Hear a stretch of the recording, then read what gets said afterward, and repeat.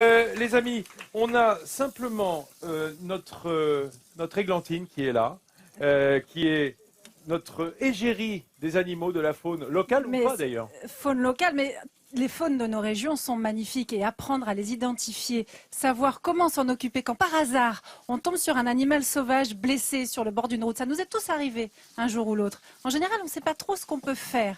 Eh bien ici, dans le Languedoc-Roussillon, une association formidable qui s'appelle Goupil Connexion a créé depuis 2008 ce qu'il s'appelle l'hôpital de la faune sauvage.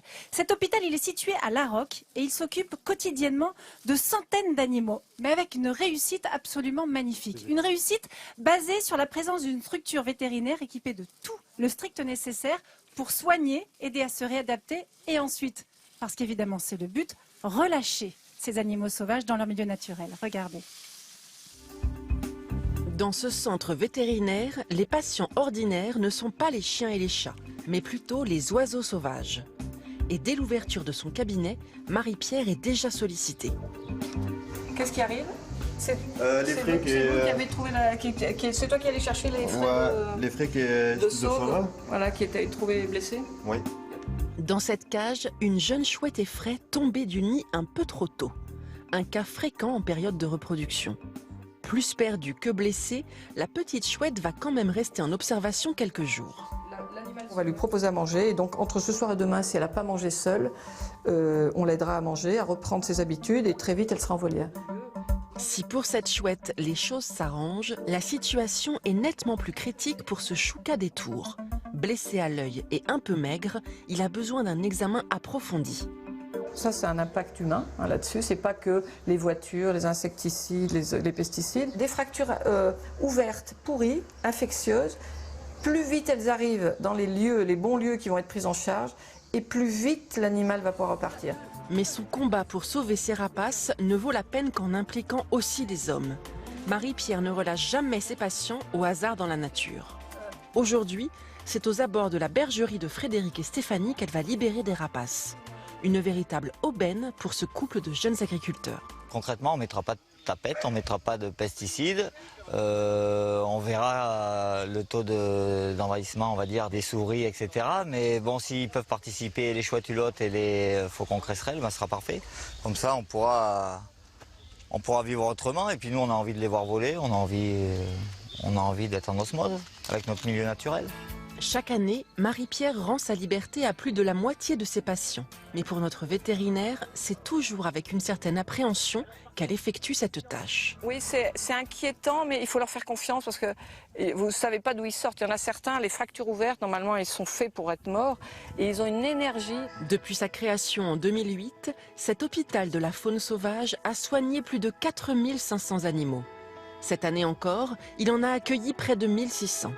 Un précieux allié pour la faune locale et une belle preuve de réussite pour Marie-Pierre. Alors, je retrouve ici Marie-Pierre Puech et puis Christelle Leménez. Christelle, vous êtes soigneuse dans cet hôpital. Et alors, Laurent, je sais que vous avez aussi la passion des animaux, un petit peu comme moi. Hein. Oui, j'ai failli être vétérinaire, ça m'a passé vite parce que j'ai eu peur. Ah non, je vais essayer de vous redonner goût. Oui. Alors, Marie-Pierre, on est venu ici parce qu'on a envie de savoir comment nous, au quotidien, quand on trouve un animal blessé comme ça, qu'est-ce qu'on fait? C'est quoi les premiers gestes?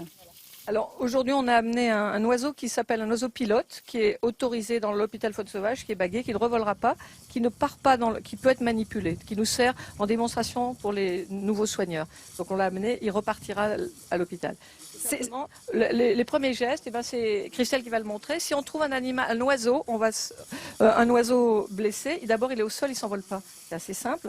Il y a deux cas de figure. Soit il est jeune et les parents sont pas loin, on en parle après. Soit il est vraiment blessé et il ne va pas s'envoler. Donc l'important c'est de ne pas se faire mal et de le respecter. Alors là, vous êtes une professionnelle, vous savez le tenir, mais imaginons qu'on le trouve comme ça.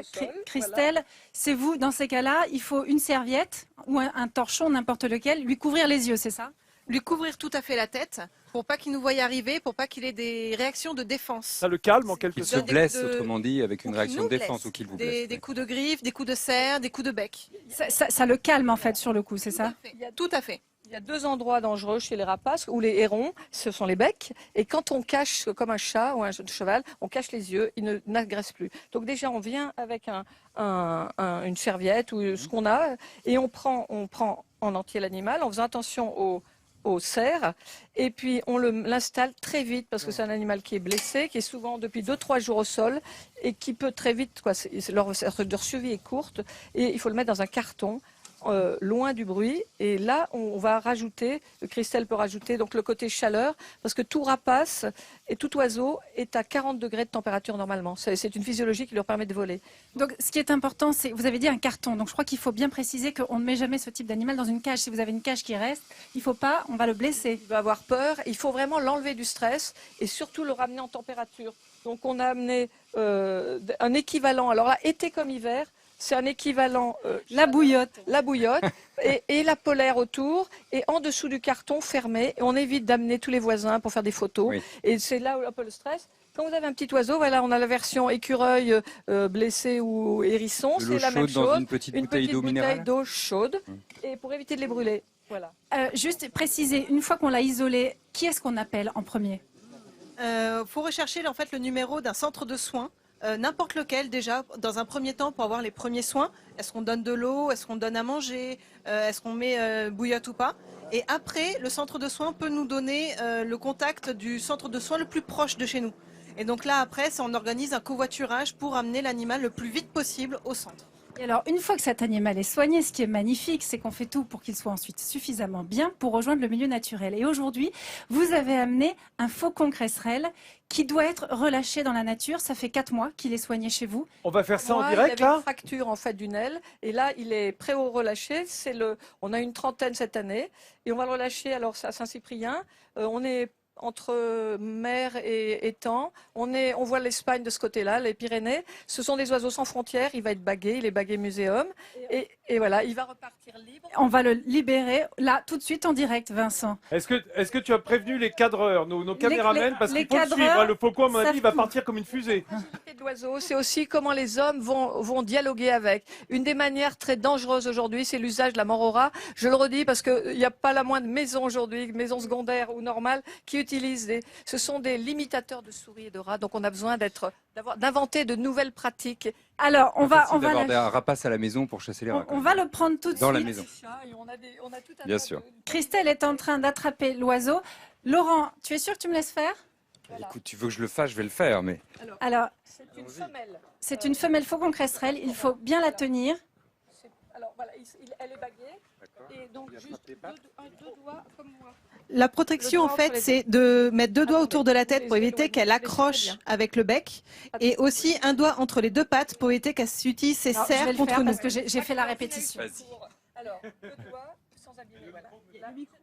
Micro, on vous entend plus. Les 2 doigts